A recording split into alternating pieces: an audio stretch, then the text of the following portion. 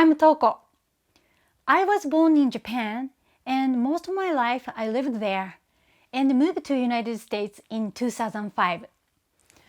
I'm very excited to share something about my native country, Japan. Before talking about Japan, I'd like to ask you, do you know where the United States and Japan are? Let's check out the world map together. Here's the US, and here's Greater Cincinnati, and here is Japan.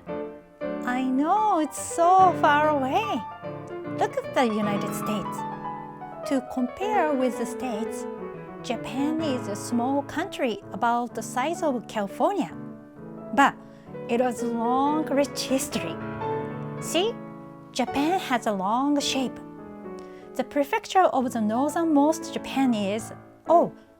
before talking about prefectures, do you know what the prefecture is? A prefecture is a governmental body of Japan. It's like a state in the US. There are 47 prefectures inside of Japan. So, the northernmost prefecture of Japan is Hokkaido. The weather in Hokkaido is similar to the northern part of the USA, like northern part of Michigan. The prefecture of the southernmost part of Japan is Okinawa. The weather is like Hawaii. So, even though Japan's size is smaller than US, its weather is very different from the northern part to the southern part. Did you know that a lot of US cities have what are called sister cities in other countries? This is a good way to make the friendship between cities official and long-lasting. Cincinnati's sister city in Japan is Gifu City. It was established in 1988 for the purpose of cultural exchange. Can you guess what do the two cities have in common? Both of them have a famous river. Of course, Cincinnati has the Ohio River, and Gifu has the Nagara River. Gifu is famous for its castle, but it's probably most famous for an ancient style of river fishing, where birds called cormorants are used to catch fish and bring them back to fishermen. What was once just a good way to catch fish is now a major tourist attraction in Gifu. If you visit Eden Park in Cincinnati, you can see a statue of a Gifu cormorant fisherman with his bird. Pretty interesting, isn't it? Speaking of cultural exchange, did you know that university students in Greater Cincinnati have many opportunities to study in Japan? Let me tell you about some of them. Here are some clips from a special study trip to Chiba University, where the University of Cincinnati students got to study the art of Japanese package design. I know, looks fun, right? There's the University of Cincinnati, which has 4 active student exchange partners in Japan, including Chiba University, Tama Art University, Nagoya University, and Nanzan University. Also, there's Xavier University, which has had an exchange program with Sophia University in Tokyo since 1993. Finally, we go across the Ohio River to Northern Kentucky University. Northern Kentucky University has programs with 3 universities in Japan, including Gifu University, Nanzan University, and Musashi University in Tokyo. There are lots of these types of programs between the universities in US and Japan. You might join one of them in future. After I went to Japan, my feelings about what life was and my place in it really changed. One thing that shaped me was the sense of care, of people to each other, of people to their buildings, to their living space. You know, take your shoes off before you enter the house, learn how to bow, learn how to express thanks and how to express respect. long-term relationships, all of those things changed my being, as well as having to be in a new place, not having any control over my future as far as I could see, so I had to really cut off all of the things I took for granted, and I just had to be honest with people I met to say, I don't speak your language, can you help me? And then also I had to put down my pride to say, I'm going to try to pronounce your language, because I felt really ashamed, you know. And then when we all enjoyed trying to talk to each other, that really helped too. That made me feel open. So when I came back to America, I had this great sense of adventure, and as well as respect, you know, knowing that there was other ways of thinking other than mine, and that my way of thinking was bigger than I even thought. So it was nourishing for me inside, as well as more respectful on the outside to my place in the world. When you stay in one place for too long, you don't realize it, but you start to stay in the same habits, and you start to work yourself inside other people's habits, and you change your thought to fit those things. And when you travel, you get free from that, and you suddenly say, oh, there's this way as well, and there's that way as well, and there's your way, and there's, oh, I didn't know I had this way as well until I interacted with somebody from some other place. So it's getting outside yourself is the big thing, and travel is such a wonderful, well, it just gives you life again. For me, Japan was really the ticket to getting outside of myself and to finding this new way through the world, into a bigger sense of self. Japan is very different from America, and by going there, you'll find something new. When I was little, I loved exploring world maps and photos from other countries, as well as listening to foreign music, because I could feel that the place where I was living was just a small part of a big world. There are so many cities, people, cultures. I was dreaming about meeting future foreign friends in other countries. And in fact, these thoughts truly encouraged me to move forward, even if there were tough situations in my school. I only could speak in Japanese when I was little, but once I started learning English, I felt like that was a ticket to find a new life on other side of the planet. I loved it. I still love learning about other countries, and certainly leaving my native country to live in another country, another culture, and interacting with people from all over the world opened my mind. I enjoy finding both differences and similarities. I truly hope everyone can have experiences outside of their native country. And if you'd like to go to Japan, I believe that so many Japanese people will welcome you. Here is some video footage I shot in Tokyo. Tokyo is the capital of Japan. Like New York City in the US, there are a lot of people there. I guess you can imagine there are so many buildings, but also there are forest areas. Oh, I want to show you a subway map in Tokyo. Look at this! Even if you miss one train, you don't have to worry too much because the next one will come very soon. You can go pretty much anywhere inside Tokyo by train. There are so many restaurants and shops. It is definitely one of the fun places to visit in Japan. You can use train to travel not only inside Tokyo, but also you can go to most places of Japan. Have you ever heard of the bullet trains? They are super fast vehicles. Usually, people take those to visit different prefectures, which are located a bit far from the place you are. My American friends told me there were so many kanji signs in Japan, and this intimidated them. Oh wait, What is kanji, you ask? Well, the word kanji is a Japanese word that means Chinese character.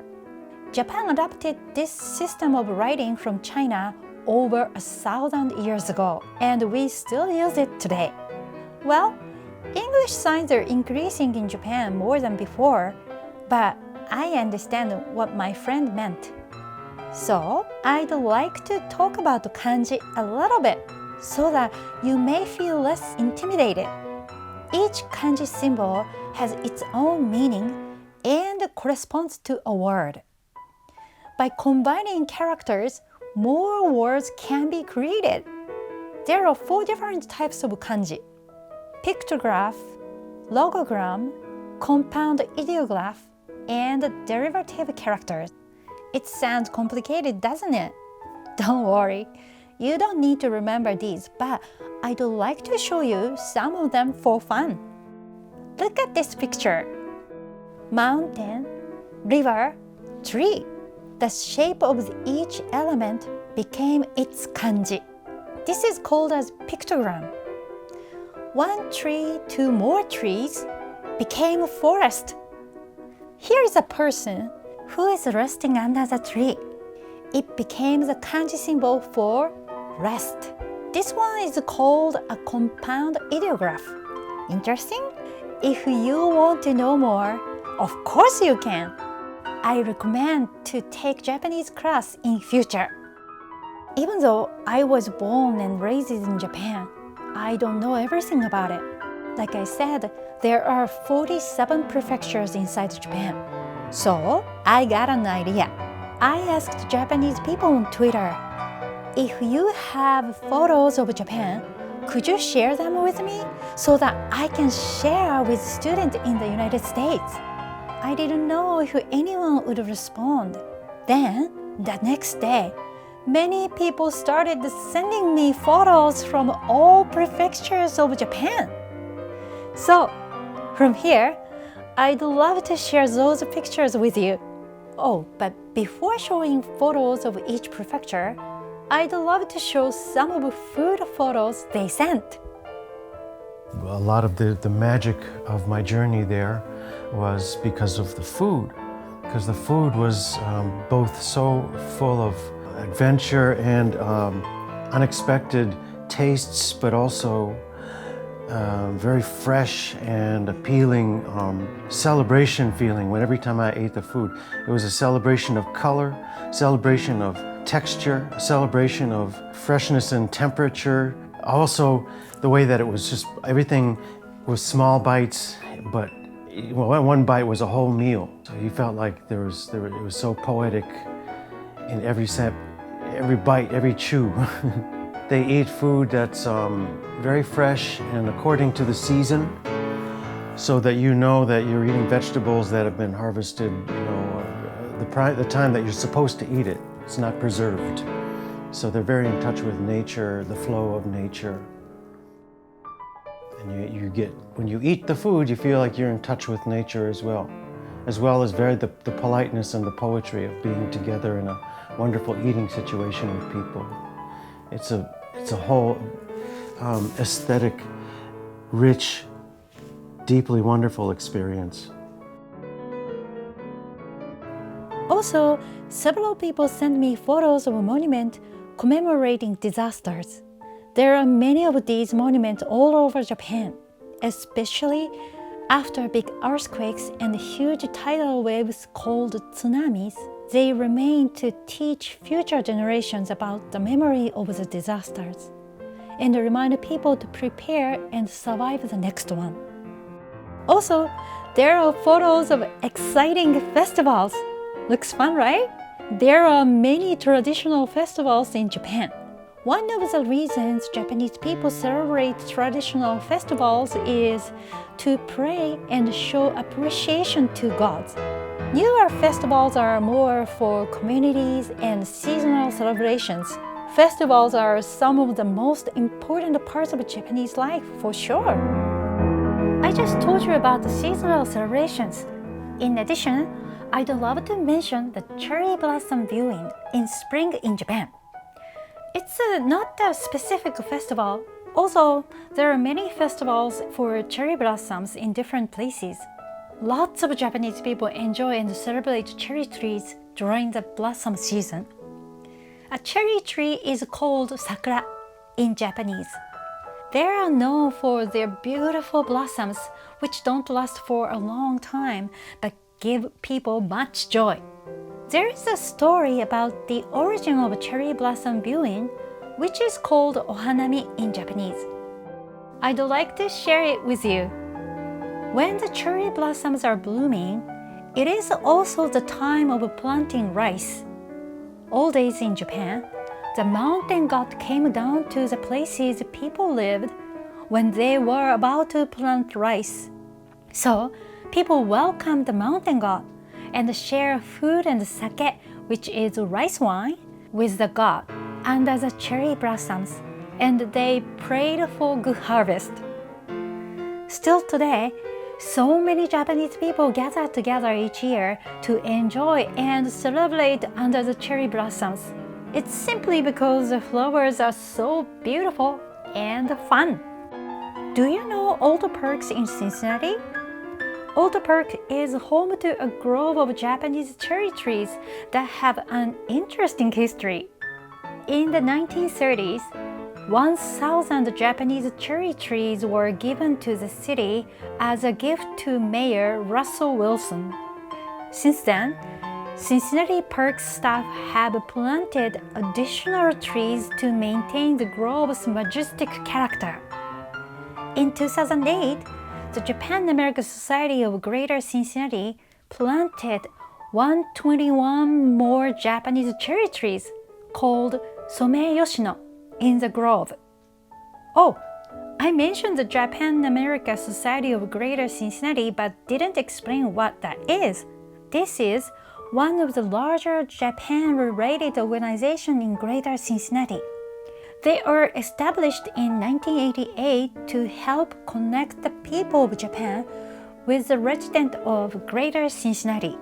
They have events throughout the year that bring Japanese and American people together to make the friendship between our two countries stronger. One of their popular events is the cherry blossom viewing, or ohanami in Japanese. Can you guess what happens during this event? Well, people all ages gather in Old Park in spring and enjoy a picnic with friends and family under the cherry trees when the blossoms look most beautiful. You should go there and check them out. So, finally, here are photos of each prefecture, which people in Japan sent to us. I'd like to show each prefecture from north to south, okay? 北海道、青森、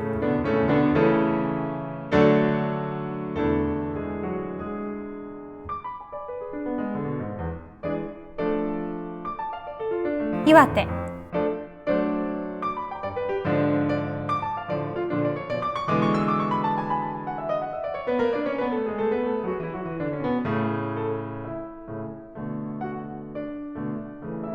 秋田、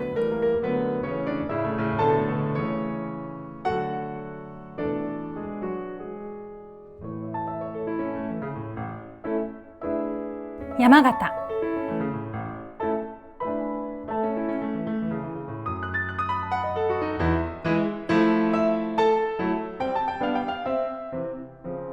宮城、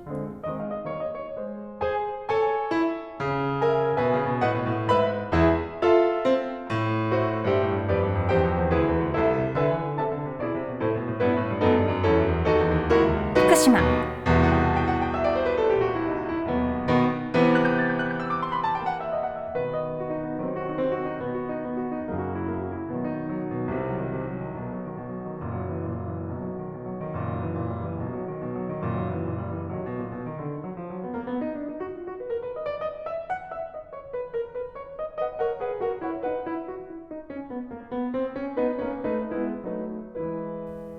栃木、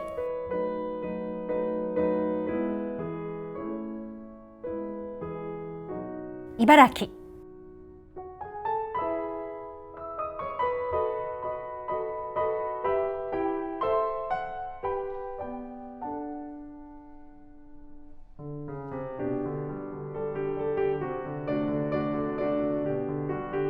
千葉、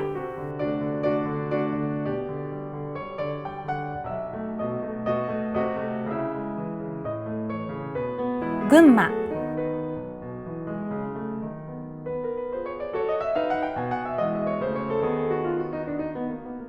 埼玉、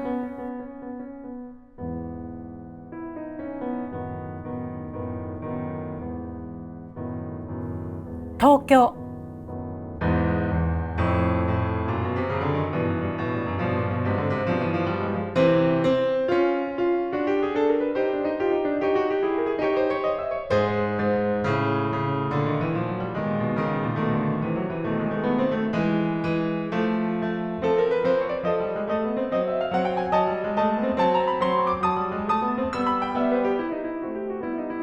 神奈川、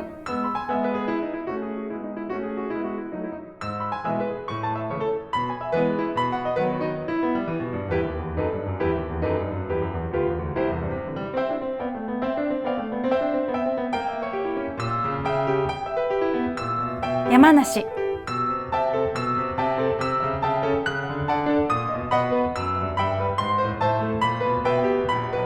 静岡、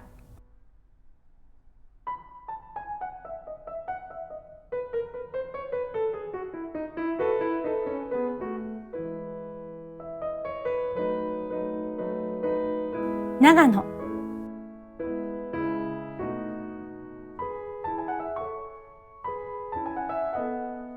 愛知、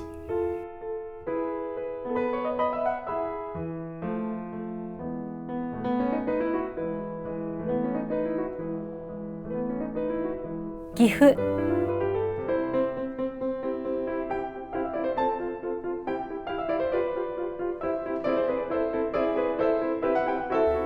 新潟、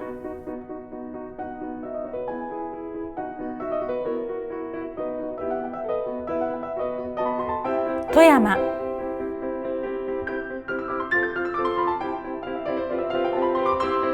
石川、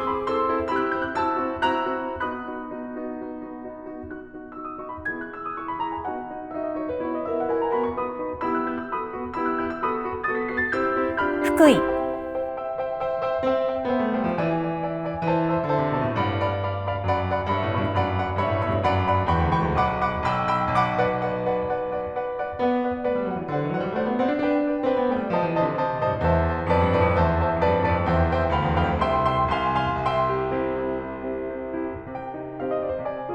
三重、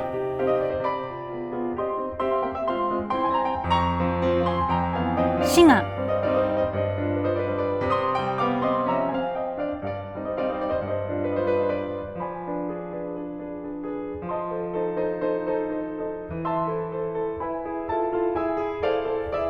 京都、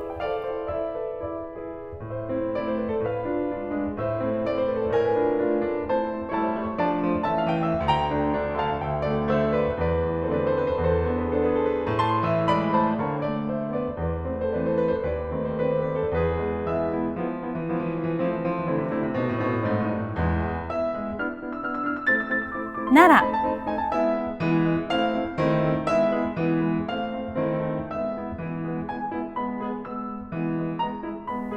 大阪、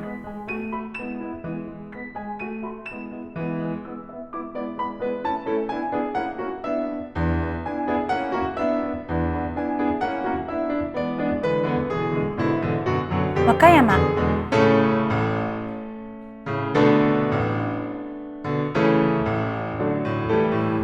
兵庫、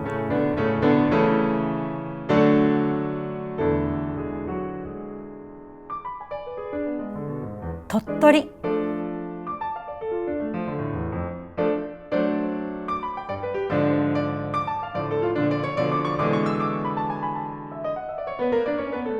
岡山、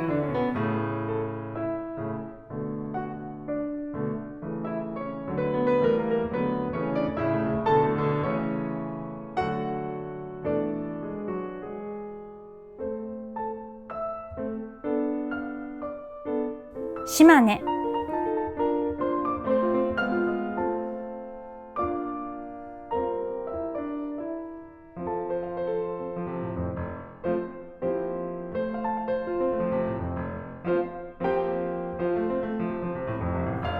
広島。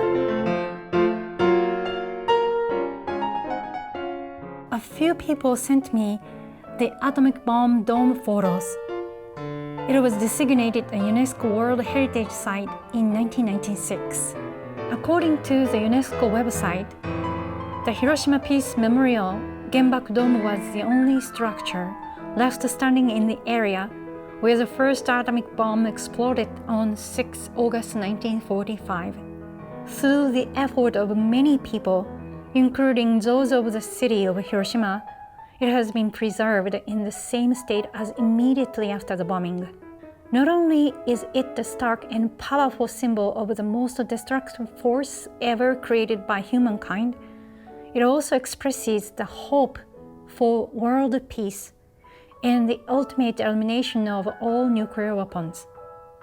This is very important things, but I'm so sorry I don't have so much time to talk about it in this video. But there are so many books and movies and websites and stuff like that. So if you'd like to know more, please ask me later. I'd like to share the links and stuff. 山口、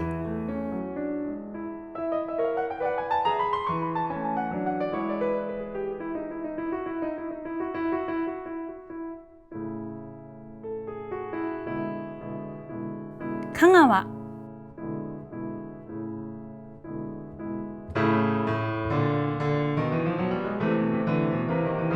徳島、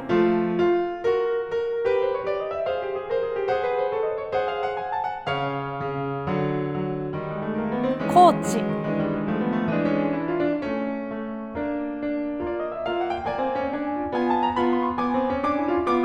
愛媛、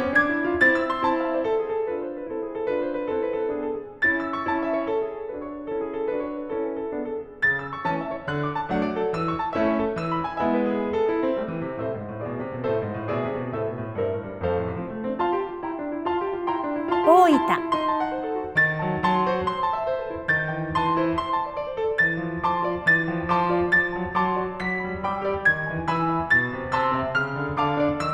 福岡、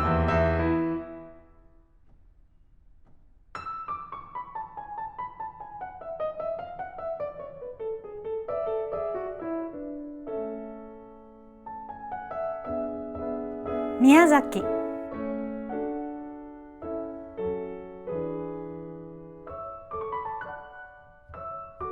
佐賀、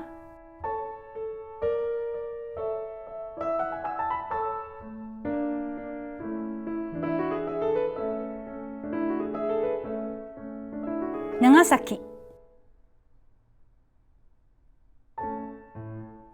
熊本、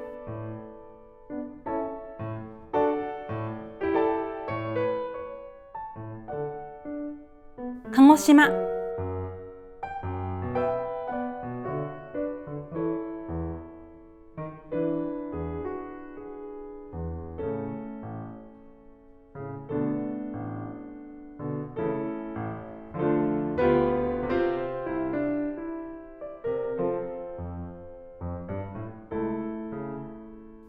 沖縄、